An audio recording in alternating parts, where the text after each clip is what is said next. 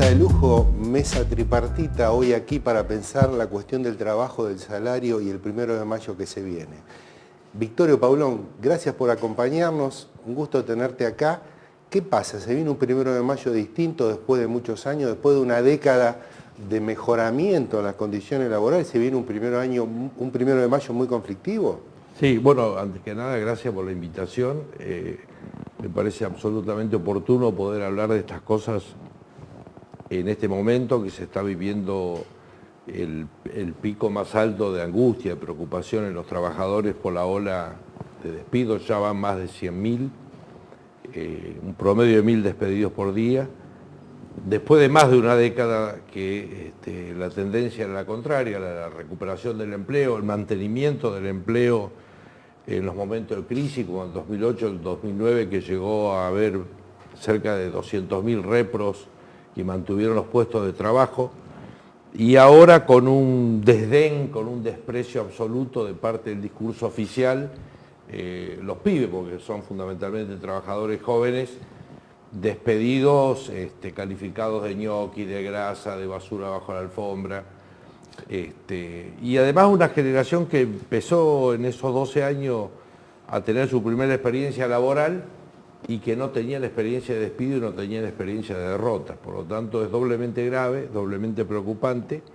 Y me parece que esto le da un marco especial a este 1 de mayo, de ahí a que las 5 expresiones sindicales, las 2 CTA y las 3 CGT, hayan decidido hacer esta convocatoria para fundamentalmente mostrar masividad y decirle al gobierno que hay un límite, que podrá vetar el proyecto de ley antidespido, podrá seguir demostrando autoritarismo con los trabajadores, ya que no lo muestra con los buitres, con el sector externo, podrá seguir intentando aplicar tarifazos, disminuyendo el salario, pero que evidentemente la gente movilizada le va a poner un límite. Aldo Estrada, ¿cómo está? Gracias por acompañarnos, un amigo también de muchos años. Ahí el presidente Macri dice, bueno, ahora se vienen los empleos los del bueno. Digamos, viste que dice, se vienen los empleos buenos, porque hay empleo del bueno y parece que hay uno del malo, que es el que de algún modo se estaría descartando en esta etapa. ¿Cómo es lo del malo y lo del bueno, digamos? Sí, yo la verdad que creo que hay una cuestión, digamos, de querer mostrar, digamos, como que, sobre todo en el Estado, que los trabajadores estatales eran ñoquis y que el Estado había crecido en el empleo y que era el único que había sostenido en los últimos años el trabajo. La realidad demuestra todo lo contrario. Nosotros somos un sector privado donde tenemos una industria madre que es Asindar, que produce acero. Asindar ha parado su planta de lacería en mayo durante 15 días, en marzo durante 15 días. Abril y mayo está trabajando en este momento solamente con la mitad de la producción. Tiene el tren 2, que es en uno de los trenes de laminación que hacen fundamentalmente el hierro de la construcción. Está totalmente parado en este momento. Totalmente parado. Totalmente parado. Eso ha significado ya porque la tienen pérdida. Sobreproducción de eso, no necesitan producir más, digamos, venden menos. No, están parados porque se paró toda la obra pública, la decisión tomada por el gobierno de parar toda la obra pública, se ha caído fundamentalmente la construcción. El año pasado Asindar había tenido una leve caída que después la recuperó con el Procrear. Este año no es más Procrear, por lo tanto no existe demanda en el mercado en este momento, sobre todo del hierro de la construcción y el hierro de las obras públicas. Eso significó ya 50 trabajadores contratados que perdieron su empleo, directos. Hay alrededor de 350 trabajadores con suspensiones de distintos tipos, rotativas, ese tipo de cosas, dentro de Asindar estoy hablando. Las empresas contratistas que brindan servicio a Asindar también están sufriendo. ¿Asindar qué número global tiene más o menos? Asindar tiene 1.250 trabajadores directos y hay unos 1.000 trabajadores de empresas de servicios que se les llama contratistas adentro de la planta. Y después hay una cantidad importante, alrededor de 60 talleres que brindan servicios a las industrias grandes y trabajan a su vez como talleres que brindan servicio, que también están teniendo suspensiones, vacaciones, todo lo demás. Esto es Asindar. Paraná Metal cerró. Automáticamente se conoció el resultado, es una empresa de Cristóbal López, automáticamente se cerró. En este momento, producto de la situación judicial que tiene Cristóbal López, a pesar de los esfuerzos que se han hecho para lograr recuperar esa planta y que la tome otro comprador de la empresa, está parado eso por el proceso judicial. O sea, hay trabajadores que podrían empezar a trabajar y todo lo demás, había producción para hacer, había contratos que no se terminaron de ejecutar. Producto de la decisión de Cristóbal López, se cerró Paraná Metal y en este momento sigue cerrada. ¿No están cobrando los salarios? No, los trabajadores fueron despedidos. Despedidos. 120 trabajadores fueron despedidos e indemnizados.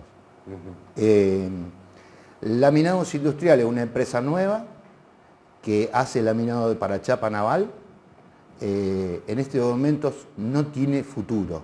O sea, está trabajando a fazón, está haciendo contratos, tuvo 2 meses con la gente suspendida. No tiene futuro porque no le compran lo que hace. Porque no tiene claro cómo va a ser el mercado. ¿Cuál va a ser la política industrial? Si se va a importar chapa de Brasil o se va a producir en Argentina. O sea, es una gran discusión que existe en este momento sobre cuál es la política industrial del gobierno. O sea, abrieron las importaciones, no hay una decisión clara de si se va a proteger o no a determinado sector de la industria, no hay rumbo, por lo tanto los procesos de producción se paralizan, las ventas se paralizan. A eso, si vos le sumás el golpe que le está pegando a industrias que son electrointensivas como Asindar y Laminados Industriales y Tenaris, las tarifas eléctricas han subido en algunos casos 600, 700%. Por lo tanto, los talleres, o sea, hay una industria que ha sido hackeada desde el punto de vista de su capacidad productiva, de su demanda y todo lo demás. Y los trabajadores, porque esta es la parte industrial, los trabajadores tenemos suspensiones. No tenemos claro qué va a pasar hacia adelante con nuestro propio puesto de trabajo. No sabemos. Por ejemplo, Asindar está anunciando que en los próximos 2 años va a producir un 40% de su producción habitual. Venía produciendo 1.400.000 toneladas anuales. Está diciendo que va a planificar para 1 millón. Eso significa menos puestos de trabajo. No significa... No hay manera de sostener eso, claro. Eso de lo que se dice trabajo bueno. ¿Cuál es el trabajo bueno, digamos, si no es si no es que el que surge de la demanda? Acero, claro. Producir acero, que es una industria madre que después hace, digamos, que cuesta abajo, digamos, se ponga en marcha un montón de industrias más, digamos, ¿no? Norberto Ferrari, ¿qué tal? ¿Cómo estás? Hola, ¿qué tal, Rodolfo? Bueno, en estas horas el Congreso Nacional está discutiendo la posibilidad de votar una ley que impida despidos. Sí. O que impida... Digo, acá se está contando una situación muy compleja. Le impedimos a los empresarios que despidan, pero si no tienen que le compren cosas, a ver, ¿cómo funciona eso? Yo creo que, bueno, la descripción que hacían tanto Aldo como Victorio es muy ajustada y creo que es una situación que amerita que el Estado tome intervención en estos temas y que garantice el empleo, y proteja a los trabajadores.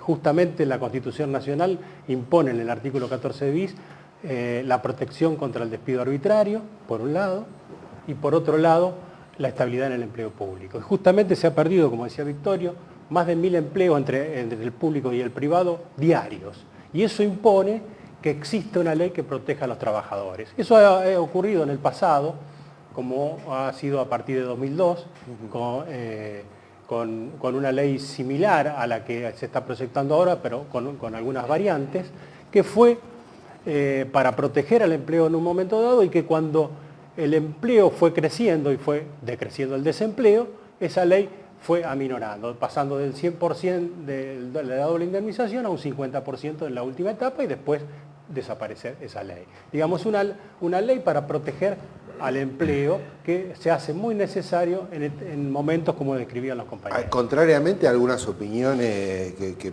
provienen en general del sector de gobierno, dice, bueno, no, pero como hay crisis o como hay poca actividad económica, si vos le pones esto, empeorá la situación del empresario. Bueno, justamente para solucionar y para proteger también algunas situaciones de las pymes o de la...